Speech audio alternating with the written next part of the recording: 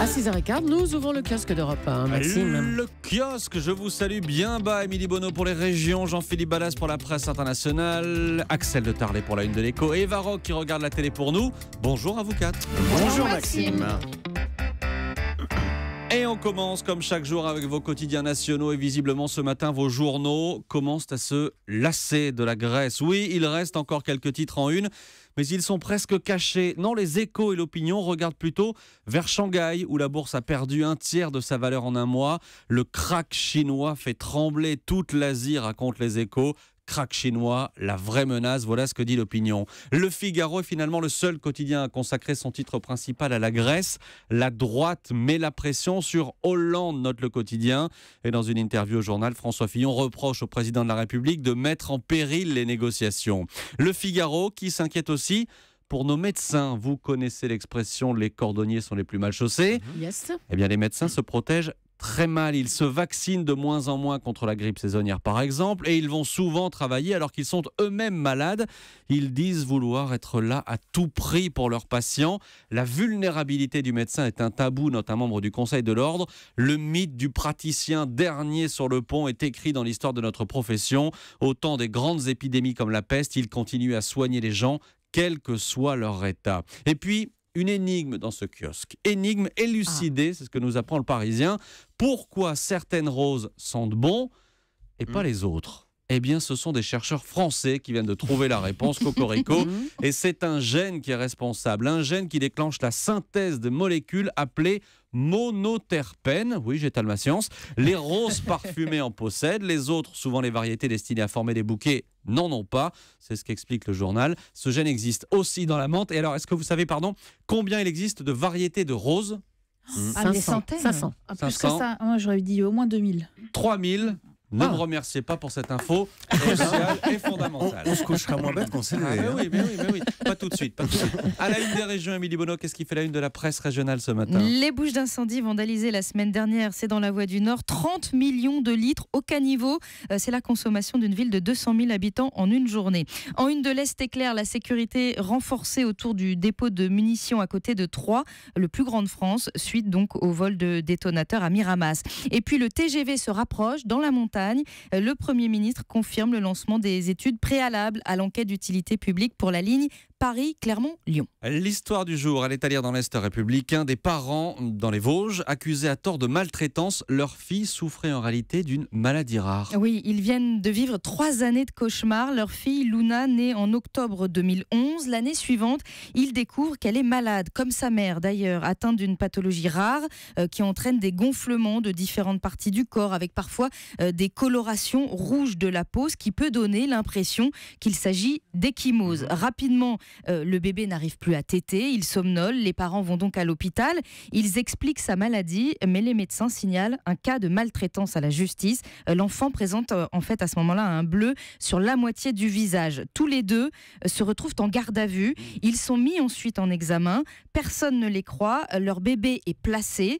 Un jour où ils ont sa garde pendant quelques heures, ils lui font faire une prise de sang. Résultat, oui, elle est bien malade. En mai dernier seulement, une pédiatre les innocente et ils viennent cette semaine d'être relaxés par le tribunal. Ils envisagent aujourd'hui d'attaquer l'hôpital car on nous a privés des premiers mots, des premiers pas de notre fille, dénonce cette maman qui n'attend plus qu'une seule chose, c'est de récupérer son enfant. Le cauchemar, donc c'est à dire dans l'Est républicain. Merci Émilie Bonneau. La une de la presse internationale, Jean-Philippe Ballas, ce matin, on va en Australie.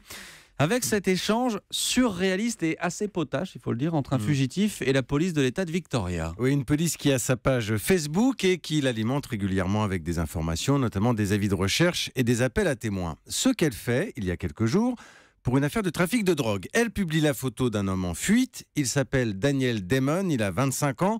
Alors ça ressemble fort à un cliché pris dans un poste de police lors d'une précédente affaire. L'individu est un peu hagard, regard fixe, décoiffé.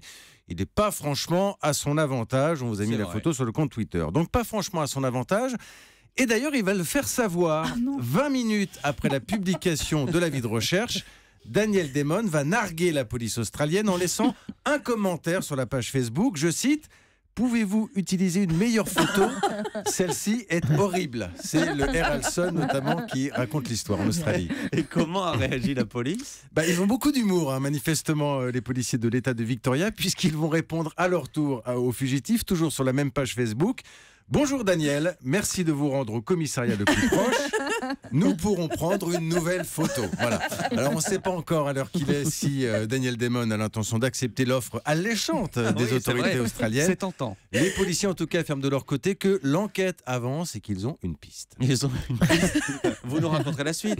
Je n'y Vous nous manquerai pas. mettrez l'autre photo, la nouvelle Avec photo plaisir. sur Twitter. La une de la presse éco, Axel de Tarlet, découvrez les 20 premières fortunes de France. C'est ce que promet la une du magazine Challenge.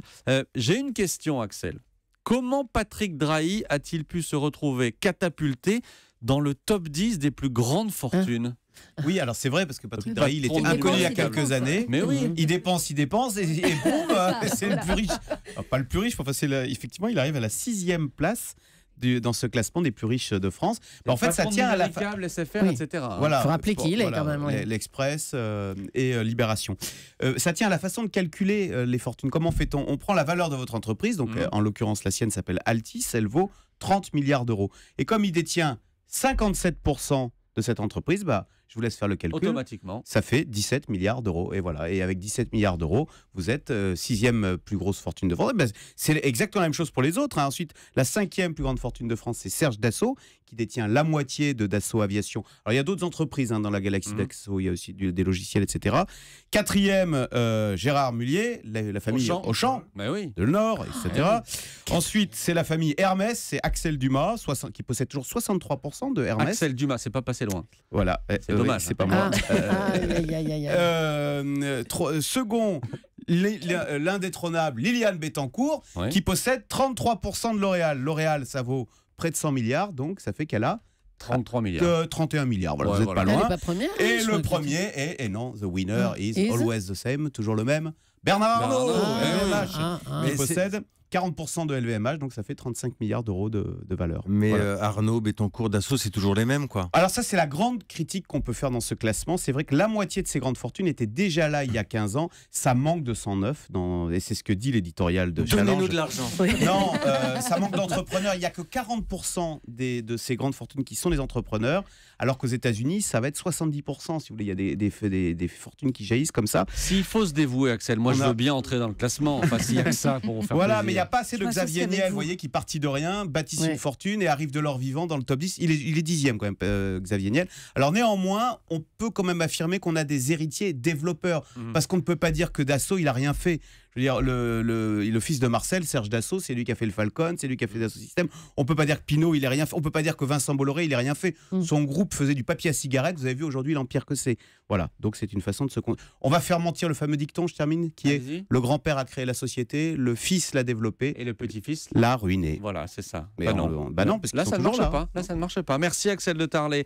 À la télé ce soir, Eva Rock, chasseur d'appart. Nouvelle émission sur M6, 18h40 du lundi au vendredi. Exactement, dans la famille M6 peut m'aider à trouver un appart. Voilà, c'est une nouvelle émission, toujours présentée par, évidemment, Stéphane Plaza. Voilà, vous avez tout compris. Alors, le jeu est très simple. Vous avez un client qui est très exigeant. Il est face à 3 agents immobiliers qui vont avoir la possibilité de leur présenter un seul bien par agent immobilier. Et à la fin de la journée, le client va désigner l'appartement qui est qui correspond le mieux à ses envies. L'agent immobilier gagne alors 1 point. Et s'il y a une promesse de vente qui est signée à la suite de cette visite, il en gagne 3 de points. Alors hier, par exemple, Sandrine, elle cherchait un 50 mètres carrés avec terrasse et 2 chambres dans le très beau 9e arrondissement de Paris pour un budget de 500 000 €. Autant vous dire, comme dit Stéphane Plaza, qu'elle trouvera plus facilement le prince charmant qu'à l'appartement. Mais bon, Vanessa, une des agents immobiliers, a trouvé un bien. Pas dans le quartier Souhaitier, évidemment. Et quant à la terrasse, comment dire ? Aucun accès de plein pied à la terrasse. Au choix, on a le trampoline, le saut à la perche, qui, comme tout le monde le sait, est la discipline favorite de Sandrine. Mais Vanessa opte pour l'escabeau. Et si je me pétais la cheville pour les vacances ? Je prends des risques. Agent immobilier est un métier risqué. Mais elle va la tuer, la pauvre Sandrine. C'est pas pour elle, ça. Donc, il n'y avait pas d'accès à la terrasse, si ce n'est par un escabeau. Il y a voilà. une terrasse, mais pas d'accès. Exactement. Et alors, quant à l'autre agent immobilier, Jean-Benoît, lui, il lui a trouvé un appart, oui, avec vue imprenable, sur le cimetière. Alors, l'avantage, c'est que les voisins sont pas bruyants. Certainement, c'est sûr. Garde ton humour, Jean-Benoît, t'as raison, il n'y a plus que ça, là. Hein. Il n'y aura jamais de vis-à-vis. Jamais, c'est sûr. Ça, c'est aussi une autre bonne nouvelle. Et puis, ça permet d'avoir une vue dégagée. À Paris, c'est quand même pas la majorité des cas. C'est vrai. Au total, c'est un bon argument, ça, je dois le avouer manque de vis-à-vis. en fait, on rit beaucoup. J'étais un peu à l'arculon. En fait, on rit beaucoup. On s'imagine parfaitement à la place des clients parce qu'on a tous un avis à la fois sur les appartes et sur les agents immobiliers. Les commentaires de Stéphane Plaza sont absolument délicieux. Alors, le seul bémol, c'est qu'ils gagnent de l'argent, les agents immobiliers. C'est-à-dire qu'à la fin de la semaine, celui qui a le plus de points remporte 3 000 €, alors que quand même, ils ne font que leur boulot. Hein. C'est vrai. Voilà. C'est vrai. Et nous, pour le kiosque, rien.